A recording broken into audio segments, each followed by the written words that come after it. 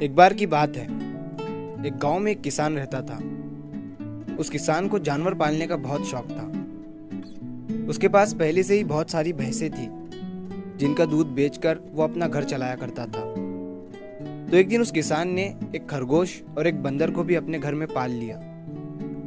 अब काफी दिन गुजरने के बाद उस किसान ने उस खरगोश और बंदर के साथ खेलने का सोचा।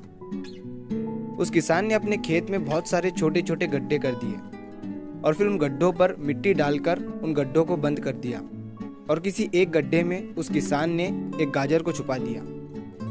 अब उस किसान ने खरगोश और बंदर को उस गाजर को ढूंढने के लिए कहा। खरगोश बहुत ही कॉन्फिडेंट था और उसे अपने आप पर बहुत विश्वास था। उसने एक एक गड्ढे को खोदना शुरू किया और गाजर ढूंढने लगा।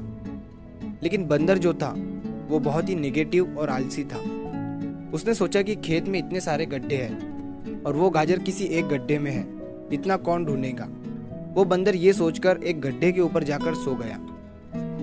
अब उधर खरगोश अपनी पूरी मेहनत से गाजर ढूंढ रहा था। एक एक करके खरगोश ने सारे गड्ढे देख लिए, लेकिन उसे किसी भी गड्ढे में गाजर नहीं मिली। सिर्फ एक गड्ढा बाकी रह गया था जिसके ऊपर बंदर सो रहा था।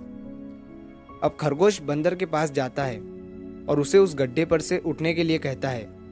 जैसे ही बंदर उस गड्ढे पर से उठता है, खरगोश गड्ढा खोद कर गाजर बाहर निकाल लेता है और अपने मालिक को ले जाकर दे देता है।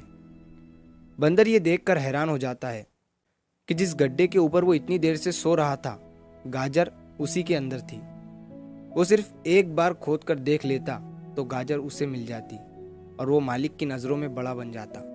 यही सोचकर वो अपने किए पर पछता रहा था। दोस्तों, इस कहानी से हमें 3 बहुत बड़ी सीखें मिलती है। पहली ये है कि हमें कभी भी अपने काम के प्रति नेगेटिव नहीं सोचना चाहिए।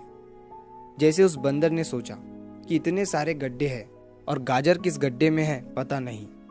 यही सोचकर उसने उस काम को अपने लिए बड़ा बना दिया। और दूसरी सीख हमें इस कहानी से ये मिलती है कि हमें एटलीस्ट कोशिश भी तो करनी चाहिए, क्योंकि हम जब तक कोशिश नहीं करेंगे किस्मत भी हमारा साथ नहीं देंगी। अगर वो बंदर जिस गड्ढे पर सोया हुआ था वहां से ही गाजर को ढूंढना शुरू करता तो उसे गाजर मिल जाती, लेकिन उसने कोशिश ही नहीं किया। और तीसरी सीख हमें इस कहानी से ये मिलती है कि हमें जल्दी हार नहीं माननी चाहिए। अब हमें नहीं पता कि हमें अपने काम में कौन से साल में कामयाबी मिलेंगी। वो 2025 हो सकता है, 2030 हो सकता है या 2032 भी हो सकता है, लेकिन हमें कामयाबी तभी मिलेंगी जब हम पॉजिटिव सोच के साथ कोशिश करते रहेंगे और हार नहीं मानेंगे। तो अगर आप इस कहानी को और भी लोगों तक पहुंचाना चाहते हो तो इस वीडियो को लाइक करो ताकि YouTube इस वीडियो को और भी लोगों तक पहुंचाए। और अगर कहानी अच्छी लगी हो तो हमारे चैनल को सब्सक्राइब ज़रूर करिए। मिलता हूं मैं अगली बार इसी तरह की कहानी के साथ।